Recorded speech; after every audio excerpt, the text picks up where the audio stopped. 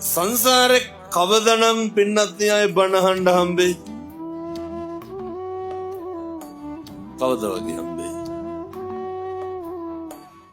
මේ අම්මලා තාත්තලා හිතාගෙන ඉන්නේ ලබනාත් කවුරු වෙලා උපදී කියලා. එහෙම සැකයක්වත් නැද්ද? විශ්වාස කරන්ට මතක තියාගන්න. කල්ප ගානක් යනකම් මිනිස් වෙලා උපදින එකක් නෑ. කල්ප ගානක් යනකම් ඒ කියන්නේ බණ අහන්න හම්බෙන්නේ. බණ අහන එකක් නෙමෙයි අරුමේ. මොකක්ද අරුමේ?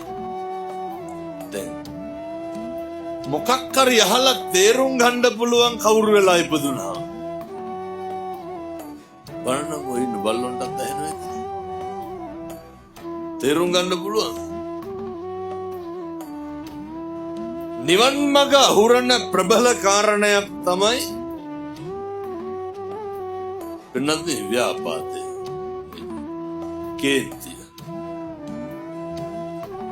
මරෙන්ඩ කලින් පුරුදු වෙන්න මේ කේන්තිය නවත්තලා